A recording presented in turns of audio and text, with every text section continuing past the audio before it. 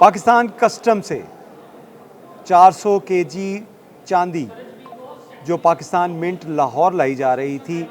इसको रास्ते में तब्दील कर दिया गया। चांदी की जगह शीशे के ब्लॉक्स रखे गए। शीशे के ब्लॉक्स के साथ साथ ऐसी पैकिंग की गई कि किसी को शक भी ना हो। लेकिन जब तहकीकात हुई तो पता चला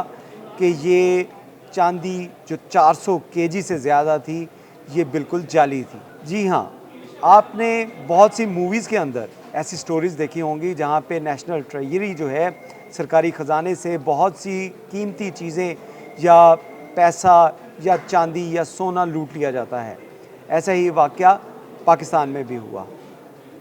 इस वाक़े का आगाज़ होता है पेशावर, कोयटा, चमन और उसके साथ साथ इस्लामाबाद से,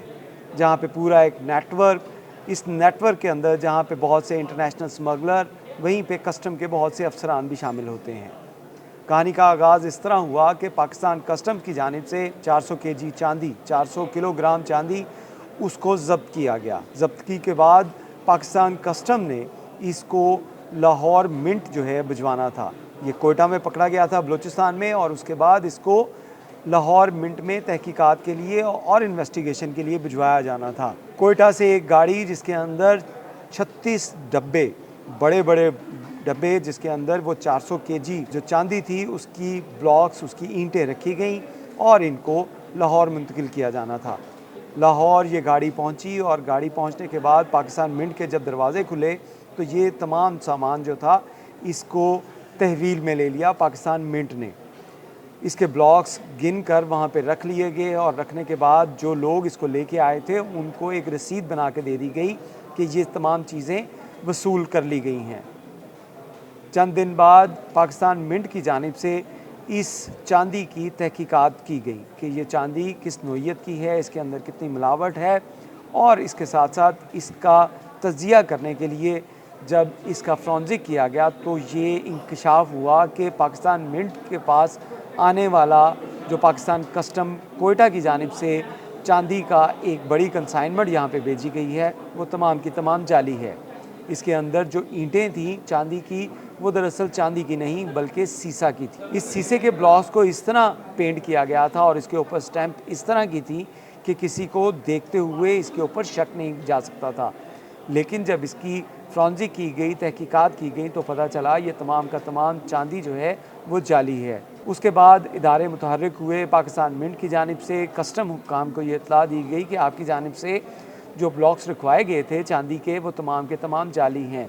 और उसके ऊपर तहकीकात का दायरा कार वसी किया गया। पाकिस्तान कस्टम ने पहले अपने आप जो है इसकी तहकीकात का आगाज़ किया तो उन्हें कुछ डाउट हुआ कि कुछ लोग इसमें मुलव्विस हो सकते हैं कि ये चांदी को किस तरह तब्दील किया गया। लेकिन ये दायरा कार तहकीकात का वसी किया गया और FIA को ये टास्क दिया गया कि FIA इस चांदी के बारे में सुराख लगाए। FIA ने तहकीकात का आगाज़ किया तो ये कहानी सामने आई कि चांदी की जो ईंटें थीं वो कोयटा से ही बाहर नहीं निकली, बल्कि वो कोयटा में ही रख ली गई थी। क्योंकि जब ये चांदी के ब्लॉक्स जो थे इनको डिलीवर किया जाना था लाहौर में कोयटा से, तो उसके बाद ये गाड़ी के अंदर इसको लोड किया गया और लोड करने के बाद कोयटा के अंदर ही एक टुक टुक स्ट्रीट है जिसके अंदर जो लोहे के ब्लॉक्स बनवाए गए और सीसा के जो ब्लॉक्स थे जिनको हूबहू चांदी के तरह का उनको रंग दिया गया, उनके ऊपर स्टैंप्स लगाई गई और उसके बाद वैसी ही पैकिंग करके उस गाड़ी के अंदर तमाम का तमाम चांदी जो था, जिसकी मालियत करोड़ों रुपए थी, अगर पाकिस्तानी करेंसी की बात की जाए तो ये 27 से 28 करोड़ रुपए के करीब लगभग ये बनता है, जिसको रास्ते से ही चुरा लिया गया था। तहकीकात का दायरा कार वसी किया गया और इस दायरा कार में कोयटा के अंदर जो सेफ सिटी अथॉरिटी है उसके कैमरों से FIA को ऐसी वीडियोस मिली जिसने ये तमाम इंकशाफात किए और इस बड़े नेटवर्क का जो पर्दा चाक किया। इस बड़े नेटवर्क में मुख्तलिफ ऐसे अफराद थे जो कस्टम से ताल्लुक़ रखते थे, डिपार्टमेंट के लोग थे, और उनकी मौजूदगी इस टुक टुक बाज़ार में ये डाउटफुल थी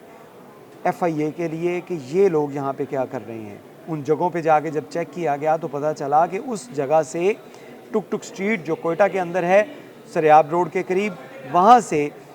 जो ब्लॉक्स थे हूबहू वैसे ब्लॉक्स बनवाए गए और जो असल चांदी थी उसी जगह से किसी और जगह पे मुंतकिल कर दी गई। ये चांदी के ब्लॉक्स जो जाली थे, इनको वहाँ से ट्रांसपोर्ट किया गया और लाहौर पहुँचा दिया गया। एफआईए की तहकीकात में ये चीज़ साबित हुई और सेफ सिटी अथॉरिटी जो कोयटा की है, वहाँ से ये कैमरों की फुटेज के अंदर ये तमाम मनाजिर सामने आ गए कि किस तरह इन डब्बों को उस मकाम के ऊपर, उस गाड़ी में जिसमें ये डब्बे थे चांदी के, उसको किस तरह रोका गया था और रोकने के बाद वहाँ से किस तरह इन डब्बों की मुंतकिली की गई थी। इसके साथ साथ आपको ये भी बताएं कि इस नेटवर्क के अंदर जो स्मगलर्स थे, जो बड़े बड़े नेटवर्क थे, वो भी सामने आए। इसमें एफआईए की जानिब से जब प्रोब किया गया तो उसमें कस्टम के जो साबका अफसरान और मौजूदा अफसरान जिनकी ड्यूटी थी कि वो ये जो ट्रेजर है, ये ख़जाना है जिसको ज़ब्त किया गया है पाकिस्तान कस्टम की जानिब से, इसको महफूज बनाकर वहाँ से निकालते, वो लोग खुद इसमें मुलव्विस थे। एफआईए ने कस्टम के जो अफसरान हैं उन समेत 7 लोगों को गिरफ़्तार कर लिया है। गिरफ़्तार करने के बाद उनके कब्ज़े से अब तक की इत्तलात के मुताबिक 36 केजी जो चांदी है उसको बरामद भी कर लिया गया है और बाकी चांदी जो है उसको रिकवर करने के लिए लाहौर, इस्लामाबाद, कोयटा, पेशावर और चमन के अंदर मुख्तलिफ रेड्स की जा रही हैं। और रेड्स के अंदर ये इंकशाफ हुआ कि ये नेटवर्क जो था, इसने ये प्लानिंग किस तरह की। इस प्लानिंग के अंदर था कि गाड़ी को जो है वो कस्टम, पाकिस्तान कस्टम के ऑफिस से, कोयटा से वहाँ से निकाला जाएगा और रास्ते में, क्योंकि ये एक लंबी ट्रैवल जो है उसकी हिस्ट्री है, उस ट्रैवल हिस्ट्री को देखते हुए कितना टाइम लगा इसको लाहौर पहुँचने में और रास्ते में ये कहाँ पे रुकी, इसके लिए सैकड़ों नहीं हज़ारों सेफ सिटी के कैमराज और मुख्तलिफ जो रोड्स के ऊपर कैमराज हैं या प्राइवेट कैमराज हैं उसकी इन्वेस्टिगेशन करना पड़ी। एफआईए को वीडियोस देखी और उसके बाद बिलाखिर ये नेटवर्क जो है इसको बेनकाब किया गया और इसमें तमाम के तमाम लोग जो हैं वो गिरफ़्तार कर लिए गए हैं। 2 ऐसे लोग हैं जो प्राइवेट स्मगलर्स हैं, उनके बारे में एफआईए हुकाम का कहना है कि मोस्ट वांटेड करार देकर उनके ख़िलाफ़ तहकीकात की जा रही हैं और उनकी गिरफ़्तारी भी जल्द मुतवक्का है। पाकिस्तान कस्टम की जानिब से भी इस केस की अपडेट जो हैं वो अपने सोशल मीडिया अकाउंट्स के ज़रिए जो दी गई कि कितने लोग इसमें गिरफ़्तार किए जा चुके हैं और कितना चांदी जो है उसको रिकवर किया जा चुका है। इसमें ये एक बहुत बड़ा मालियाती स्कैंडल था जिसमें एफआईए की जानिब से वर्किंग करते हुए खुसूसी तौर पे डीजी जो डॉक्टर उस्मान अनवर है उनकी जानिब से जो एफ़र्ट्स की गई और जिस तरह उन्होंने इस तमाम नेटवर्क को जो बेनकाब करने के लिए टीम तश्कील दी गई, बलूचिस्तान के अंदर, इस्लामाबाद के अंदर, पेशावर के अंदर एफआईए को टीमों को मुतहर्रिक किया गया और उनको तमाम जो डाटा था वो फ्राहम किया गया और उसके बाद इस नेटवर्क को बेनकाब करते हुए 36 किलो से ज़ायद जो है वो चांदी उसको रिकवर कर लिया गया है। इन अफराद के मुख्तलिफ जो अकाउंट्स हैं उनको सीज़ किया जा चुका है और एफआईए ने क्रिप्टो करेंसी और उसके साथ साथ दीगर जो मालियाती स्कैंडल्स हैं उसके तहत इसकी इन्वेस्टिगेशन का आगाज़ करते हुए तमाम बैंक अकाउंट्स की जो वेरिफिकेशन है उसका भी जो है वो उसको भी करना शुरू कर दिया गया है, क्योंकि एफआईए हुक्काम के मुताबिक इसमें ये नेटवर्क इतना ईजी नहीं था इसको जो है वो ब्रेक करना। इसके लिए बहुत एफ़र्ट की गई और एफ़र्ट के साथ साथ एफआईए ने जिस तरह इनके अकाउंट सीज़ किए और इस अकाउंट सीज़ करने के बाद मज़ीद जो है वो इंकशाफात होने की तवक्का है कि किस तरह ये पैसा इसको मनी लॉन्डर किया जा रहा था या इस पैसे को किस तरह क्रिप्टो करेंसी के अंदर कन्वर्ट किया जा रहा था। इसकी तहकीकात होना जारी अभी बाकी है, जिसके बाद मज़ीद गिरफ़्तारियाँ जो हैं वो भी मुतवक्का हैं। पाकिस्तान मिंट के पास, क्योंकि पाकिस्तान मिंट की अगर बात की जाए तो यहाँ पे अभी सिर्फ सिक्के बनाए जाते हैं, लेकिन इसके साथ साथ किसी भी जगह के ऊपर अगर कस्टम ऐसी कोई धात जिसमें चांदी हो, सोना हो, सिल्वर हो या कोई भी तांबा या कोई भी धात जो इसको पकड़ा जाएगा तो उसको फ्रॉन्जिक के लिए या उसकी तहकीकात के लिए, उसकी एनालिसिस के लिए उसको पाकिस्तान मिंट में भिजवाया जाएगा। तो ये